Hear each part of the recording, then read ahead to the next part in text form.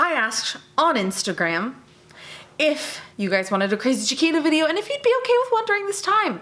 About 5,000 of you said yes, about 100 of you said no, so I'm going with the 5,000 of you who said we could all use a little silliness and joy during these days. If you're happy I'm making another Crazy Chiquita video, give this video a thumbs up. Subscribe to my channel, bing bing, right here. And today I want to talk about a topic that I've been quite passionate about for a long time, and this is a facet of the whole being picky versus having realistic dating standards scenario. Allow me to paint you an analogy, a picture, a painting, if you will. I own a pizza parlor. See, tiny little piece.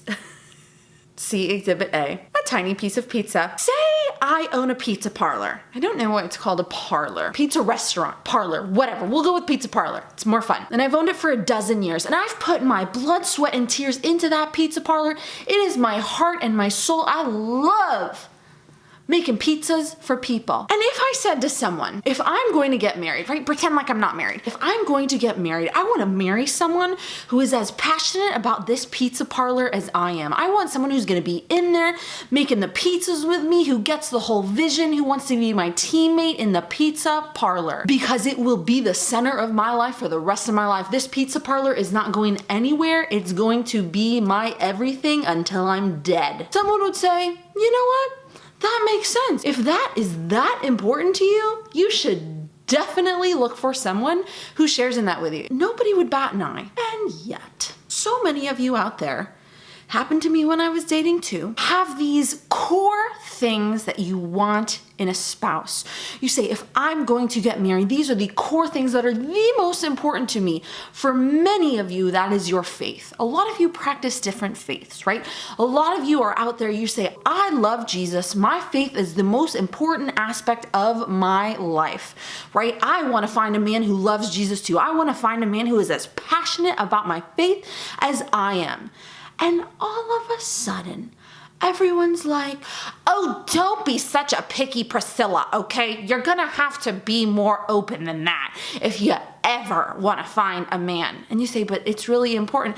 Oh, would you stop being so picky about the whole thing? You'll never find someone if that is one of your requirements. Tell me how this makes sense. Many moons ago, there was a boy on Humans of New York. He had a little red sweatshirt on. He was very sweet. And he had shared his story with the Humans of New York guy about how he had broken up with his girlfriend because he was actually Catholic and he wanted to date and marry someone who had who shared his Catholic faith as the center of their life because it was so important to him and it was going to be the center of his life forever.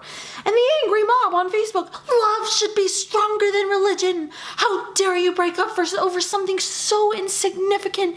You'll regret this forever. Why let a good thing go over something that matters so much less than love? And that's what I want you to remember when it comes to being picky versus having realistic dating standards. It is not picky and never will be to say these, whatever it is, these are the most important parts of my life. Maybe it's the pizza shop. My sister and my brother-in-law are a great example. They love backpacking. They love traveling all over the world. They do these crazy dances in like New Zealand and have a soup and all these things. And that is one of the core things that both of them are so passionate about. And for either one of them or whoever's into that kind of stuff to say, I want to marry someone who's going to go on these adventures with me, not sit at home and I can FaceTime them and be like, oh, I'm in this great canyon. To say, I want someone who shares in that, and these are the things that I will not compromise on. I want someone who's going to be in there with me, not someone that I have to talk into all the time. Come into the pizza shop, help me out. I do not want someone sitting at home while I pour my passion into this. And if I'm ever going to get married, it's going to be to someone who shares in that with me. Period. End of story. And yes, there are people in life who say, my faith is really important to me, but I'm open to dating someone who doesn't share in that with me. Or this is really important to me, but I'm open to being around someone who maybe would be at the pizza shop every once in a while, or whatever the thing that's important to you is, right? And you have to remember when those naysayers come, calling you picky Priscilla, picky Patty, picky Penelope, whatever they want to call you, they will not be affected directly by the relationship decisions that you make. If you enter into a marriage, the positive and negative consequences of that choice, you will experience those.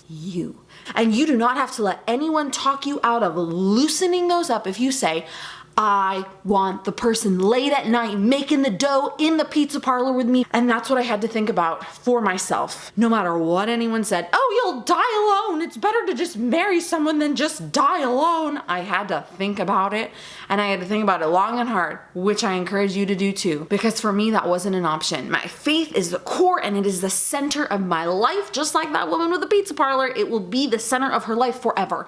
And mine will be the center of my life forever. And it wasn't an option not to marry a man who shared in that with me. Does it mean that the men who didn't share my faith weren't good people? No, not at all. But, and this is the most serious, I'll get as crazy Chiquita.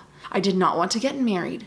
And 10 years in, be at the pizza parlor late at night, doing what I loved, making the dough for the next day, making the sauce, doing all the ingredients with my husband sitting at home, and think, I wish my husband was here with me. I wish he cared about this as much as I do. I wish I felt like in this, he was my teammate, that we were in this together. I never wanted that to be my life, and that's why I said, these are my core things, and I'm sticking to them. Whatever those core things are for you, do not let anyone convince you that you're being too picky. Remember the pizza parlor. That's all for today. Stay safe out there, folks. From Los Angeles, California. I'll talk to you soon.